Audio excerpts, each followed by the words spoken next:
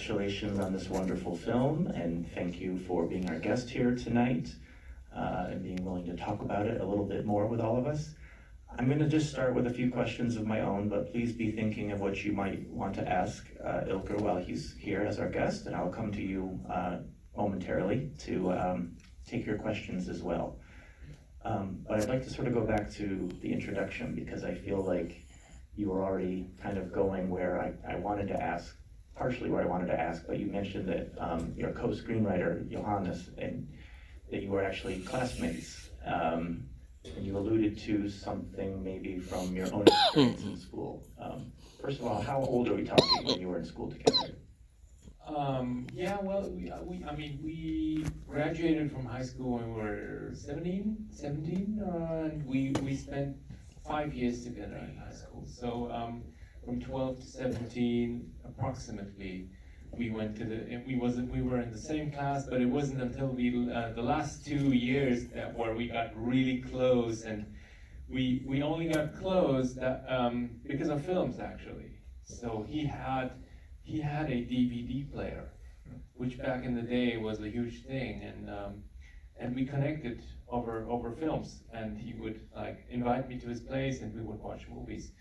And I remember we all came back from summer, and it was the first day of class, and I remember the teacher asking us what was the most profound experience during summer, and he would ask, and everybody would say, yeah, well, somebody would say, I fell in love, or my parents separated, or whatever.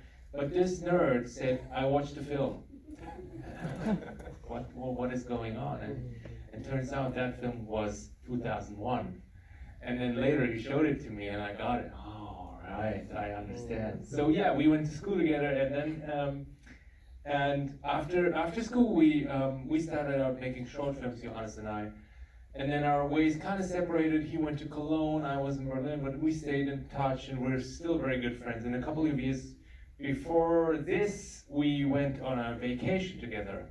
And he told me about the story that his sister experienced in her school. His sister is a math teacher, and they had a similar incident. And then I remembered something that we actually experienced in our school time, which was like we got frisked, just like in the movie, because there were like these two boys in our class who were stealing, and everybody knew it, but nobody wanted to be that snitch. But somehow somebody, reported them. And then these teachers came into the class, and while we were talking about this, it was like, why didn't we, like, how would they do that? They just did it, and nobody questioned it. And that was because we weren't aware of our rights, as kids. And back in the day, they also didn't say it's voluntarily, it was just, they just said, do it, put them on the table and come to the front. And so we talked about this, and that was kind of the kickoff for this story. So, okay, that just answered my next 2.5 questions. No, not entirely, a little bit though. But okay, so there were these stories, somewhat memories, as well as more recent stories related. Right, yeah, and I mean, what happens when you start writing a script like that, it's, of course, there's one incident, and you take that as a kickoff, but thinking about it, and then, creating those characters, of course, many, many, many more other things that you experience in life or have been experiencing in that particular society that also take their place, And especially, like, I think the decision to make this only in school and not leave the school was the breakthrough kind of move in the whole process. But yeah, I can elaborate on that later, maybe. Well, okay, because I was about to ask to what extent, basically, you just said that you decided to keep it in school, but at what point were you starting to think about society in a larger way outside of school, that this maybe being very serviceable allegorically? Right, so in the beginning, like our first draft, it wasn't just in school, it was like also, she had a private life and all, but at some point we said, okay, let's try and really make this work in school, and that had different reasons. One of the reasons was that I didn't want to move with the set, you know, I didn't want to lose time. I wanted to have time with my actors, and we, you know, we saw this French film called Entre les Murs, which also just takes in school, and then we tried to make this work in school. And the moment we took that decision, it was just very apparent that, you know, school as it is always also a kind of miniature of our society, because you have the same structures as you know, as states. Yeah. And when we went on to the whole research, which was another, you know, another, how do you say, level of, you know, going deeper, you can actually see how every school has their own agenda, has their own politics, and it's kind of like every school is like a little mini country, you know. And so we were very much aware of, you know, the fact that we are basically, by making a film that only takes in school, you're also making a film about your society. Yeah, it comes through, I think, wonderfully with what you did here. So, Miss Novak, as played by Leonie Benish, is just a tremendous performance in carrying the story, but really the entire cast, it works as an ensemble. The various teachers, but I specifically want to talk about the students. Yeah. Just tremendous. Could you just share a little bit about how you go about finding young actors who can take on the role, and how you worked with them to get what you needed for the film? Yeah. That was a very, very special experience, because, you know, 23 kids like that, all of them very hungry to understand, to, you know, to experience, to make something. That was a very, very interesting process. Like, we started casting this class by gathering groups of 4 to 6. And in those, like, I would be their teacher, and they would have to convince me why they want to go to the demonstration on Friday and skip school. Like Fridays for Future kind of environmental demonstration. That was like I said to them, you need to convince me. And in those improv sessions, I would very quickly see what kid you can work with. And those kids, I would gather again, and then also have my DP and the camera, the actual camera, not just the little camera, the actual camera, the Alexa. Because we needed to know how much, like, how they act in the presence of a camera. So we would have that second stage, and then in the third stage, I would have personal interviews with each and every one of them, and I would tell them, okay, listen, we are a family. We take care of each other. We're brothers and sisters, and if one of the kids doesn't feel well, we all take care of it. Second thing, I'm not your boss, you're not the kid, we're colleagues, and I want you to have a certain work ethic. Like, I want you to go sleep early, I want you to know what's happening in that scene, I want you to be professional, kind of, you know?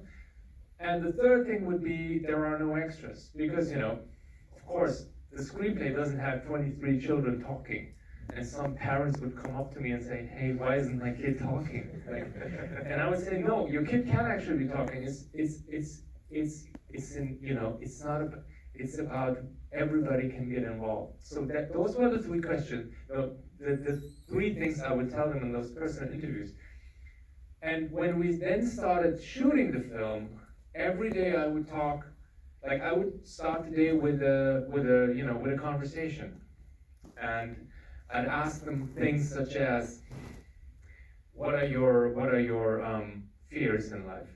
How's your relationship to your parents? How hard is it for you to apologize? So I would really talk to them as if I would be talking to adults. And I remember this one particular moment where I asked them, what do you want to become when you're old? And of course, all of them want to be actors. And I say, okay, why do you want to be actors? And they go like, yeah, because we want to make money, because we want to be famous, because we want to buy an island, literally. One of them said, I want to have an island. And I thought that was so money driven, you know, and it kind of bugged me and also bummed me out. And I was like, guys, no, just a sec, wait. And you know, when you work with kids, you have pressure, you have time pressure, you can't just, but I was like, no, like I need to work against pressure, just as if you, like when you feel tired, you, knowing it won't help to lie down, you need to go to a run. That's kind of like the mindset I had, like I needed to take out the pressure by really talking to them. And I was like, no guys, wait, why? What are we doing here, right? And they would be, we're shooting a film. No, what are we doing? We're trying to have fun. No, what are we doing? And I would repeat this question all the time so that they feel challenged, right? And then I would turn to Leonie because she would be standing next to me. And by the way, my DP is on the camera and she's shooting their reactions while we have these conversations, which we use later.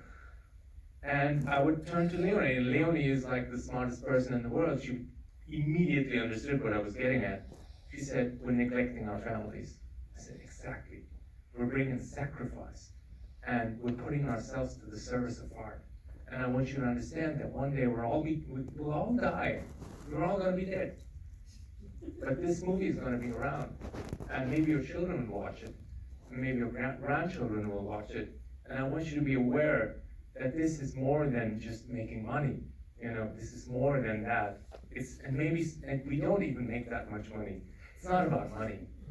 So it was and I learned a lot from them, and I gave them as much as I could. So it was a very, very unique experience. It sounds like it. It sounds intense. It was, yeah. I mean, I didn't treat them as kids. Like they were colleagues, honestly. Well, the results are on screen. It's a fantastic vision. Thank you. I want to ask one more question and then bring in some questions from the audience. You premiered the film back in February at the Berlin Film Festival, and you have since shown it at a variety of other film festivals in other countries. Anything to say in terms of how the film, what the reaction is from German audiences versus international audiences that have seen it, and what sort of feedback you've gotten, if there have been any differences? I cannot generalize the international thing, but I can say that in the US, the audiences react much more physically. Like I feel much more tension. I think it's got to do. Oh no, let me ask it in a different way. How many of you thought there was going to be gun violence? I did, and then I let it go because I didn't think that would happen though. Okay, yeah, I think that's right. So a couple of people raised their arms. I think that's the main difference. I mean, in Europe, it resonates with people, but I think in the States, like what I've heard so often now is that people were afraid that there's going to be gun violence, and we briefly considered it, but then we said no, this is Europe. And there has been a great film by Gus Van Sant called Elephant, already had that, but yeah, I think that's as far as I can tell, that's the main difference. And you told the story you wanted to tell the way you wanted to tell it as well. Okay, there are definitely hands up, so right there, straight away. Yeah, related to what you were saying about this being Europe, the one thing that, you know, you have that kind of like vice principal, lawyer-like guy who's saying like what we should be doing and how we're gonna talk about it and not talk about it, the male character, right? That was one thing that I was like, they would never walk away like that in that situation where a kid is already threatened to do something to the teacher. He says, you'll be sorry for it. And we see the kids acting out and not listening. I mean, unless that the principal is just so burned out, and she didn't look that way, decided to leave that new teacher basically with the student who was supposed to be thrown out. Yes, the police carry him out afterwards, but I just don't see a school letting her lock the door and everybody else just walk away and she sits there with them, even if it were Europe, because you already established that they were very interested in how the school was represented. to the public, they had the meeting with the parents. And that was, I just was like, I don't buy that. And I just need to summarize the question for anyone who couldn't hear and for the camera. Wasn't sure if he completely believed that it would happen the way it did with the teacher. Is that addressing the issue the way she did solo in the classroom?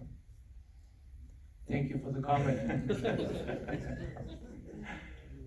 Okay, go ahead. Yes, can you talk more about how you use the music to create attention, to raise attention, and also how you ended up with the kind of a king's Ilker, what about using the music to both to create tension and then the very triumphal ending finale? So, yeah, like the music, just as any other head of department, so the composer got a restriction. So every head of department got restrictions. So we were like, what we did in the screenplay of not leaving the school, we had in production design, costume and camera, saying we want you to reduce everything, like colors and aspect ratio, and everything needs to. And also I said that to the composer. Said I want you to use 4 instruments, classical instruments, and not more. And he would always try and vary the thing that is now very repetitive, But I said no. I want this to be like a neurosis, I want this to be like a thing that gets into your head. And as for the final shot and that music, the final shot, well, how do you say? So there is this novel called Bartleby the Scrivener by Herman Melville, or whatever, I don't know how to pronounce him correctly, but anyways, Melville wrote that novel, and it's about this guy who is a scrivener, and at some point rejects taking orders from his boss. And he would always go, I would prefer not to. I would prefer not to. I would prefer not to. Bartleby, don't you want to go home? I would prefer not to. Police comes in and says, you need to go home now. I would prefer not to. He gets, how do you say, they take him out of the place, put him in jail. Bartleby, don't you want to eat? I would prefer not to. And he would just, go on until he dies. And I read this novel when I was like 20 years ago, and didn't really understand the final, like I didn't understand what he was trying to say. But I remember the last sentence, which was, "O Bartleby, O humanity." And that kind of stuck with me. And when we were writing that final scene, I kind of had to think of Bartleby, and I had to think of, every person who, if we have a democracy, for instance, today, it's because there were people who were standing up against the hierarchy. There were people who were standing up against oppression. And that's why we had that kid on the shoulders like that. That's why we thought, and my producer who's here today, we actually had a bit going. He said, like, when we were shooting it, he said, okay, maybe, yeah, go ahead, shoot it, but you're not gonna use it. Let's have a bet. And then when we showed him the final cut, the rough cut, he said, oh, it's great, you gotta keep it. But I wasn't sure of it. So, and then at some point we said, okay, maybe let's just not make this into a European art house film that ends on a silent tone, but let's just give the audience, in German we say Rausschmeißer, so which